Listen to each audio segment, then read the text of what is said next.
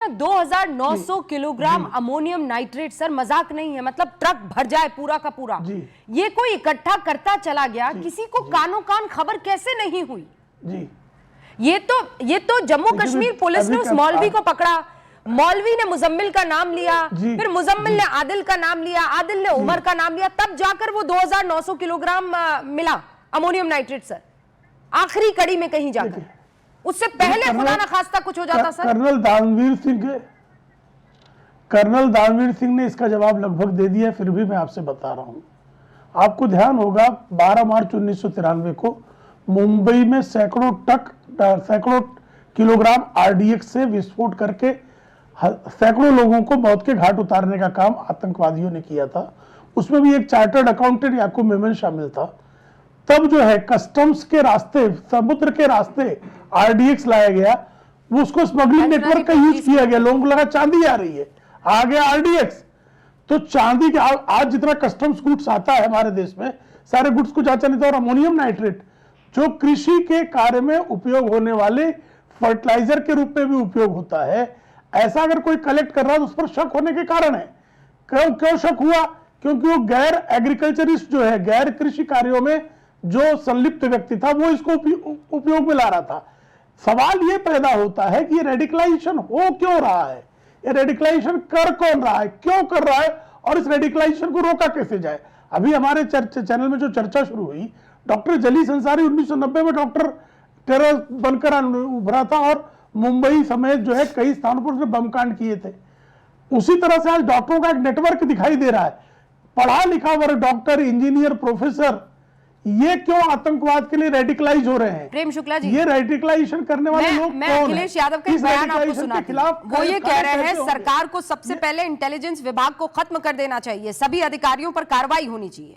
वो कह रहे हैं पूरा देश चाहता है कि आतंकवाद जड़ से खत्म हो जाए, लेकिन सवाल यही है कि आखिर इंटेलिजेंस फेलियर क्यों हो रहा है, लगातार ये घटनाएं क्यों हो रही है? मतलब इंटेलिजेंस विभाग खत्म कर दिया जाए ताकि आतंकी नंगा नाच करें।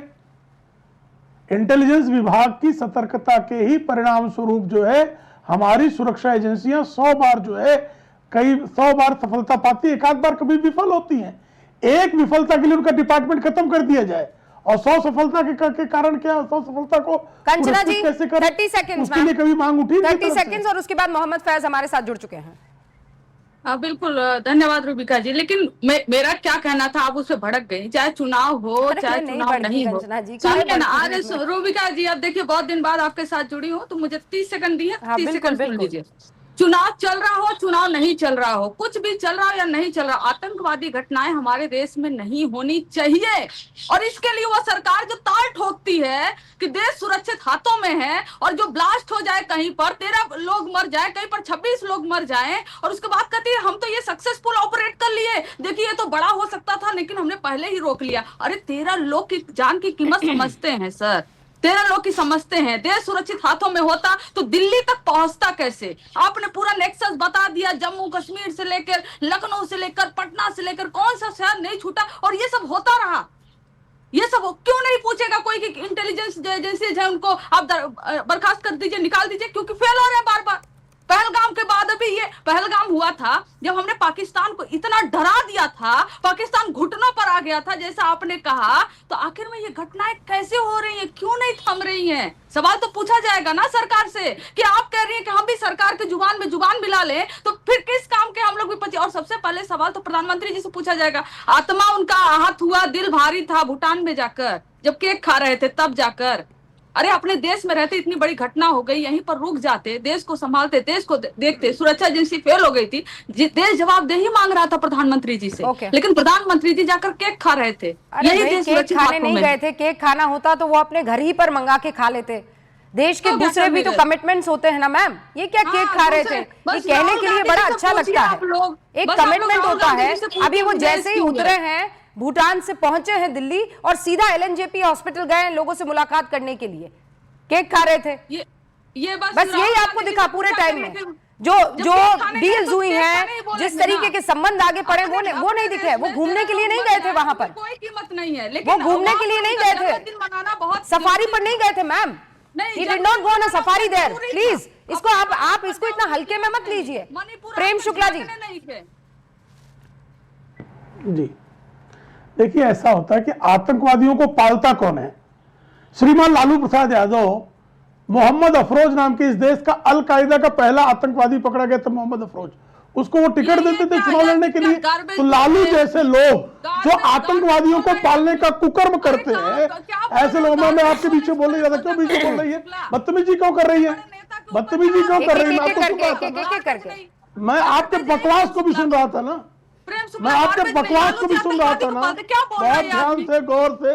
इतना बकवास क्यों कर रही है? क्या हो जाता है आपको? क्या लगता है चवन्नी की रील के लिए जो है किसी के पीछे चिचियाने लगेंगी? चवन्नी की रील के लिए कहीं भी चिचियाने लगेंगी? लालू यादव चारा चोर जो है, इतना चोरखट आदमी है कि मोहम्मद अफरोज जैसे आतंकवादी अलकायदा का पहला भारत में पकड़े गए आतंकवादी को जब लालू यादव अपना कैंडिडेट बनाते हैं। कंचना जी रुकिए ना, एक सेकंड रुकिए सर, प्लीज अंडरस्टैंड। इस देश में कंचना जी, प्रेम शुक्ला जी, दोनों की आवाज मैंने बंद की है। आप दोनों इस बात को समझिए सर, अभी हम लोग बहुत बड़े खतरे से डील कर रहे हैं। मोहम्मद फैज भी हमारे साथ यहाँ बने हुए हैं। मोहम्मद फैज, जो सवाल मैं पूछने वाली हूँ, मुझे पता है इसके लिए बहुत सारे मेरे ऊपर जो है आक्षेप लगाए जा सकते हैं, पर मुझे उससे फर्क नहीं पड़ता है। प्लीज मुझे ये बताइए, पाकिस्तान को इस्तेमाल करना था तो वो दूसरे कौम के लोगों को भी तो इस्तेमाल कर सकता था ना? हाँ, वो ईसाइयों को कर सकता था, वो यहूदियों को कर सकता था, वो हिंदुओं को कर सकता था। व्हाइट कॉलर मुसलमान ही क्यों मिले उसे? कौन सी वो कमजोर कड़ी है कि पढ़ा लिखा समझदार 5 वक्ता नमाजी ये सब करने को राजी हो जाता है? और प्लीज मुझे कोई ये ज्ञान ना दे कि आतंक का कोई धर्म नहीं होता है। बिस्मिल्लाहिर्रहमानिर्रहीम, रब्बि इश्रह ली सदरी व यस्सिर ली अमरी वहलुल उक़दतम मिन लिसानी यफ़क़हू क़ौली। बिरादरान हिंद, अस्सलाम वालेकुम रहमतुल्लाहि व बरकातहू। भारत माता की जय, जय हिंद। आदरणीय रूबिका जी, आपके शो में मैंने पहले भी इस प्रश्न का उत्तर दिया था और तब मौलाना अंसार रजा मेरे ऊपर टूट पड़े थे।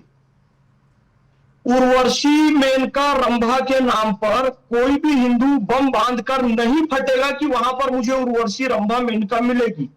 आज भी कुछ मुस्लिम यूथ के अंदर यह है कि मौलाना उन्हें बता दे कि वहां 72 हूर मिलेगी और यहां पर तुम बम बांध के फट जाओ, काफिरों को मार दो तो तुमको वहां जन्नत मिलेगी। आज भी उसको कुछ लोग शहीद मानते हैं। ये जो मानसिकता है ना अंधविश्वास की या जहालत की, ये है हमारे यहां। अभी तक जो धर्म सुधार आंदोलन होना था, समाज सुधार आंदोलन होना था, वो नहीं हुआ। ईसाइयों में हुआ, हिंदुओं में हुआ।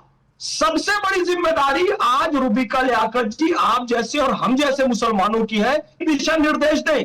ये जो डॉक्टर्स बन के इन लोगों ने जो कृत्य किया, और पाकिस्तान ने और चीन भी केवल और केवल मुसलमानों का इस्तेमाल करता है, क्योंकि मुसलमानों को बहुत आसानी से वर्गलाया जा सकता है धर्म के नाम पर कि आपका धर्म खतरे में है, इस्लाम खतरे में है, और वो इस बात पे आ भी जाता है। तो मैं मुस्लिम यूथ से भी यही कहूंगा और स्पेशली कंचना यादव जी जैसे लोगों से भी यह कहूंगा कि भाई आप मुस्लिम की एजुकेशन पे काम कीजिए, और कुछ गलत होता है तो आप उन्हें बताइए कि नहीं ये गलत है। उनका तुष्टीकरण करना, सरकार पर दोष देना, मोदी जी को अपशब्द कहना, संघ परिवार को अपशब्द कहना, यह बंद कीजिए। इससे आप मुसलमानों का भला नहीं करते हैं, बल्कि तुष्टीकरण के माध्यम से उन्हें और अंधविश्वास में आप डाल देते हैं, कट्टरपंथ की ओर डाल देते हैं। तो इसीलिए पाकिस्तान एक गज़वाए हिंद की भी थ्योरी है जो कि हो चुका है। पाकिस्तान पर मोहम्मद बिन कासिम ने अटैक किया, पाकिस्तान को इस्लामिक राष्ट्र बना दिया, दैट्स फिनिश।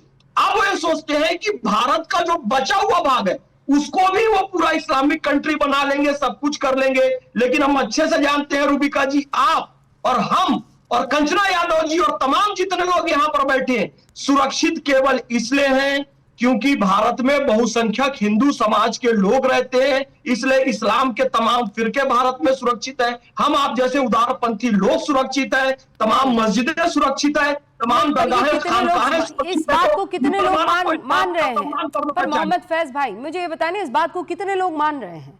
चाहे वो पढ़े लिखे लोग हो, चाहे वो कम पढ़ा लिखा तबका हो, चाहे वो बिल्कुल सिफर ना पढ़ा लिखा तबका हो, सबको तो यही लगता है ना, जो बताया जा रहा है, जो समझाया जा रहा है कि मुसलमान खतरे में है, और अब उसको आकर आवाज बुलंद कर देनी होगी। लेकिन मैं लौट कर, ये जो व्हाइट कॉलर टेररिज्म है ये खतरनाक है। अभी आपने एक लफ्ज का इस्तेमाल किया कि मुसलमानों को पढ़ाने लिखाने पर ध्यान देना होगा।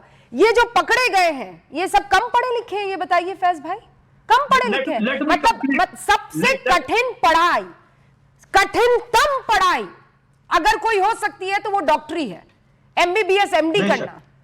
और फिर अगर आपका दिमाग घुमा दे फिर कहां गई पढ़ा लिखाई? Let me complete. ये लोग बहुत धूर्त लोग होते हैं, जैसे कि अल्लामा इकबाल और मोहम्मद अली जिन्ना, ये सब मोस्ट एजुकेटेड पर्सन थे, लेकिन इनको पता था कि मुसलमानों को कैसे चराना है, कुरान शरीफ का कैसे गलत इंटरप्रिटेशन करना और इस्लाम के नाम पर एक इस्लामिक स्टेट बना लेना। और पाकिस्तान उन लोगों ने बना भी लिया, उन लोगों ने बना भी लिया। इसी तरीके से ये लोग भले MBBS कर ले, कुछ भी कर ले, पर कुछ जाहिल मुसलमानों का ये लोग लगातार इस्तेमाल करके ये आतंकवादी घटनाओं को अंजाम देते रहते हैं। शुरू से सही फ्रेमिंग